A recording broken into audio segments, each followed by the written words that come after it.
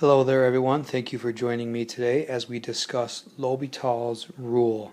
This is a technique that will help us to evaluate limits that give us an indeterminate form when we try to evaluate those limits using other algebraic techniques like direct substitution. So let's get a feel for the situation that I'm talking about here. Consider this limit, the limit as x approaches 2 of x minus 2 over x squared minus 4. If we tried to evaluate this limit using direct substitution, that is by substituting 2 in for x, we would get what's called an indeterminate form of 0 over 0. Now earlier this year we did learn about a way that we could try to work around that, in this case using some algebraic manipulation, where the denominator can be factored as a difference of squares, and that will allow us to do a little bit of canceling here. So then we can perform a direct substitution here.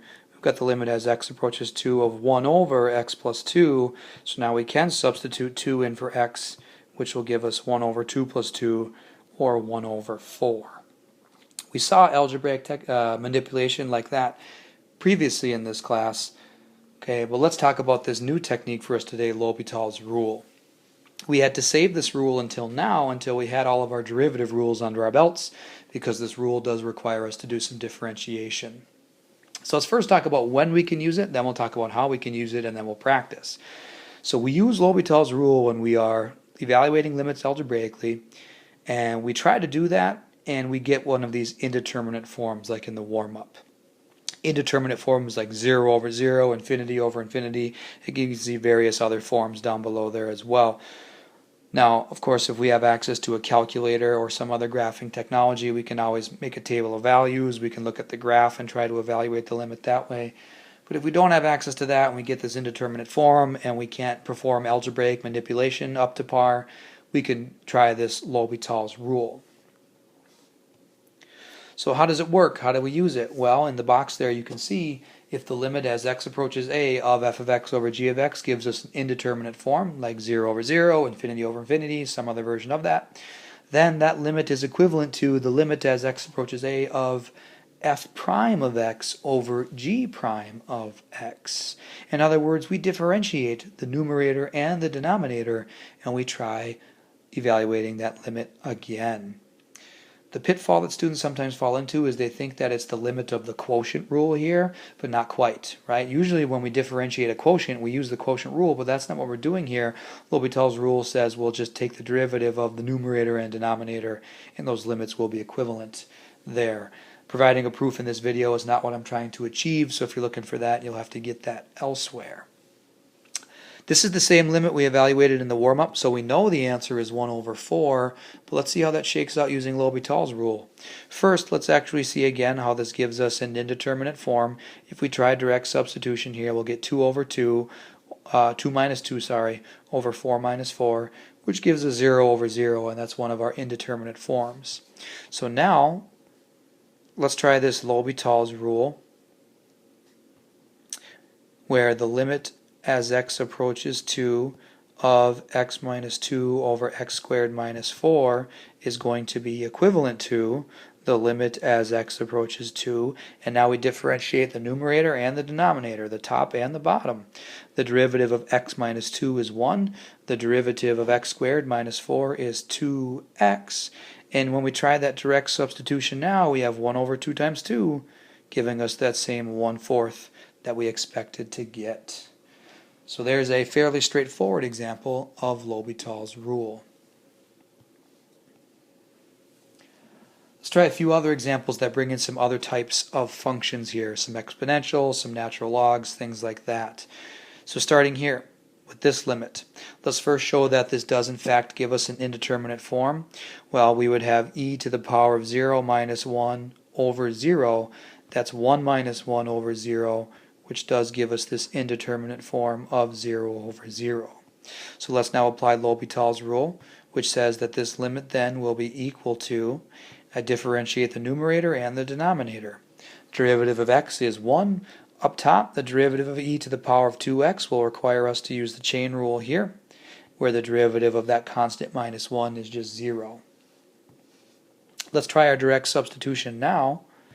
Let's see, we plug in a 0, we would get e to the power of 0, which is 1, times 2 over 1, and all of this will be equal to 2. Down on the bottom, the limit as x approaches infinity of natural log x over x. Well, as x goes to infinity, the natural log function will as well, and so does x. This one's a little bit slower perhaps, but it'll get there nonetheless. So we get that indeterminate form, so let's apply L'Hopital's rule now, keeping my limit notation because I haven't made any direct substitutions yet. Our derivative rule for natural log x is 1 over x, where the derivative of x is just 1. Well, if you take 1 over x and divide by 1, you get 1 over x. Now, if we let x approach infinity, the numerator is fixed at 1, whereas the denominator is growing without bound. Our fractions then are getting smaller and smaller and smaller and smaller because the denominator is getting bigger and bigger and bigger and bigger.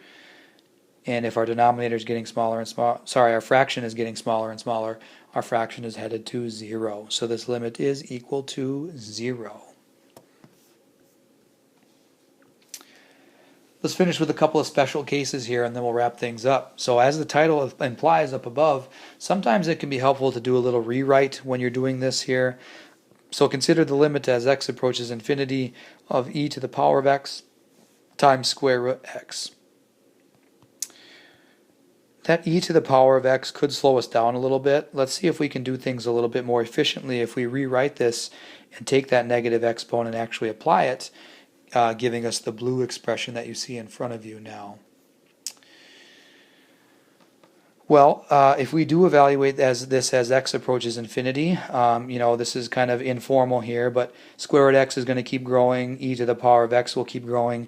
We will get infinity over infinity. We will get that indeterminate form. So switching colors here now, let's apply L'Hopital's rule where we're taking the same limit now, but this time we differentiate the numerator and the denominator.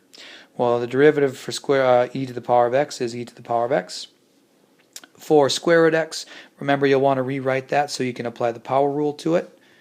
Rewrite that as x to the power of 1/2, and if you work with that a little bit, you'll end up here 1 over 2 square roots of x. Trying to save time by jumping through that, that's at the risk of maybe going too fast, but I'm going to take that risk anyway. So what do we have here? 1 over 2 square roots of x over e to the power of x.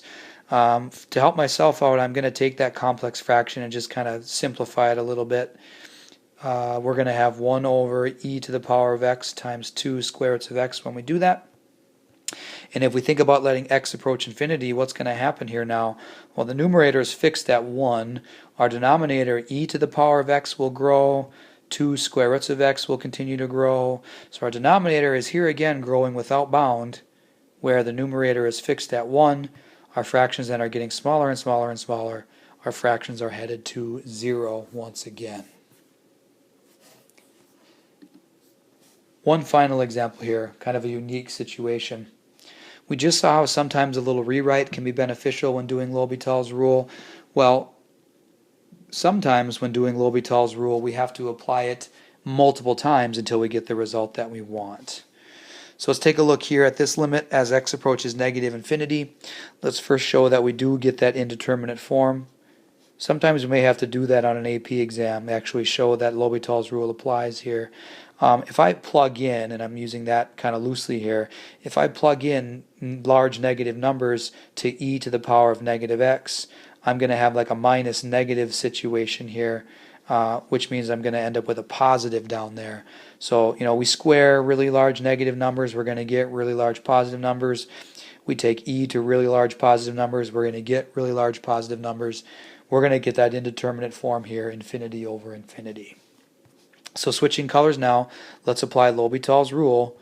We'll have the limit as x approaches negative infinity, and now we differentiate numerator and denominator. Well, the derivative up top is 2x. Down below, using our chain rule, we'd have e to the power of negative x times negative 1.